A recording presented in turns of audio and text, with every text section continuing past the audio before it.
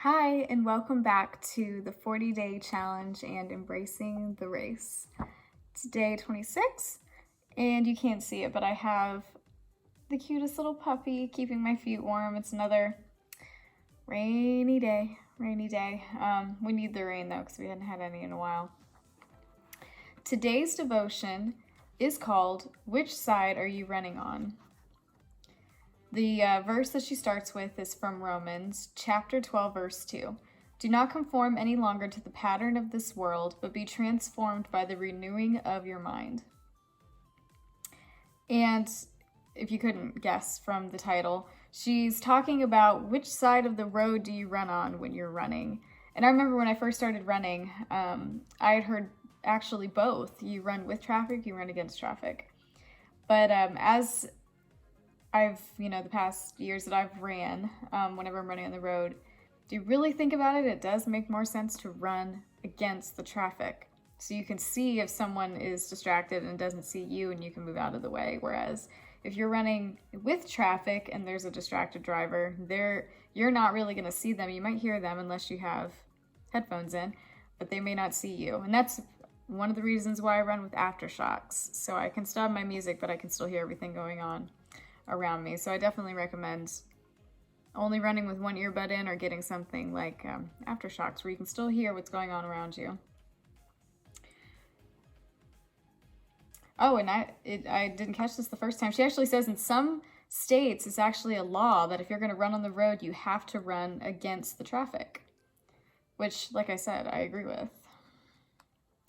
So she says that in the same way that runners are encouraged to run against the traffic, as followers of Christ, we're supposed to stand out and go against the flow of the world. She talks about how this world, for the most part, always wants to point to the self, what's good for you, and, think about you first, and all of that. And how easy it can be to be swept away and get distracted by, worldly things. And she makes a statement like, our mind will get to thinking, this is the path everyone is traveling, so it must be right. But that is not always the case. She talks about, as tempting as it may be to blend in with the world, we must commit our lives to walk as Jesus did. And we all know that he definitely went against the grain when he was walking this earth. This path will not be popular. This path will not feel comfortable. On the contrary, this path will feel awkward. It'll cause us to feel very vulnerable before others. Walking this path will go against every fleshly desire welling up inside us. But this is the path we must embrace if we are true followers of Christ. And as I've gone into adult life, I've learned this idea. And I look around and wonder why sometimes we don't look different. I live in a small area of North Georgia, and one of the things that people kind of joke about is you can't go like 10 feet without there being another church. I mean, there's lots of churches up here in just this little area. And with as many churches, and I made the statement one time in a small group, I was like, with as many churches as we have in our little town here, why doesn't our town look different than the rest of the world? You'd think it would. But it really doesn't always look that different. And we should be different. We should be a light, that city on a hill analogy that the Bible talks about. All right, the questions. As a follower of Christ, which side of the road are you running on? It's hard sometimes. And sometimes you don't even realize that you're doing it. That happens to me a lot. I don't even realize that I've fallen back into that flow of, the flow, quote unquote, of a worldly thinking or worldly decision making, and, not exactly what Jesus would want me to be doing. And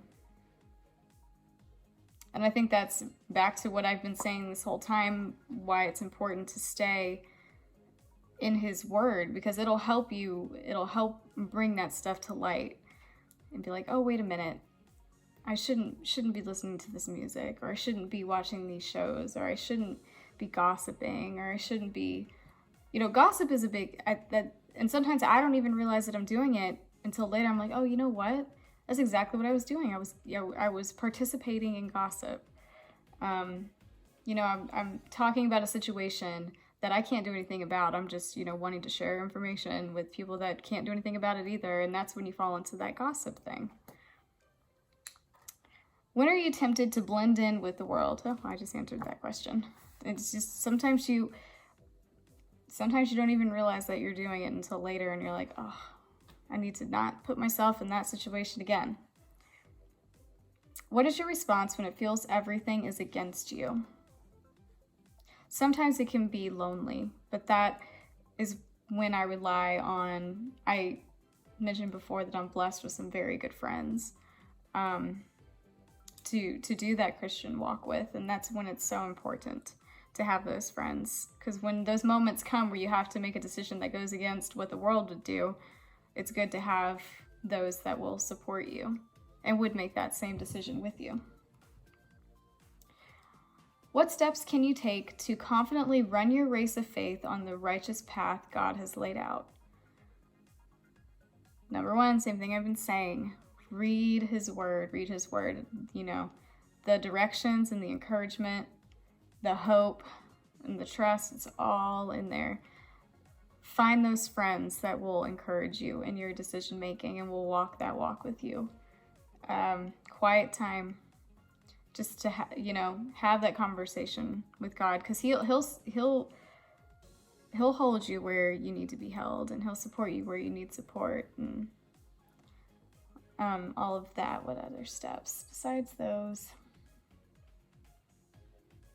To not be afraid. There's been moments in the past year where I've been afraid of what's happening in this world and where all of this is going. But fear is not a part of God. The Bible clearly says that. Perfect love casts out fear. It's one of my favorite verses. She ends with the verse from Proverbs chapter 16, verse 25. There is a way that appears to be right, but in the end it leads to death. It's kind of a downer. But that's how this world works. It may look all, pretty and grass is greener on the other side type deal, but it isn't always. So that was a good one. Which side of the road are you running on? I hope that, when I talk about encouragement to go against the flow, that was one of my reasons for wanting to do something like this and to share it, not just do it on my own, is to hopefully provide encouragement. Because sometimes walking that walk isn't always the easiest thing.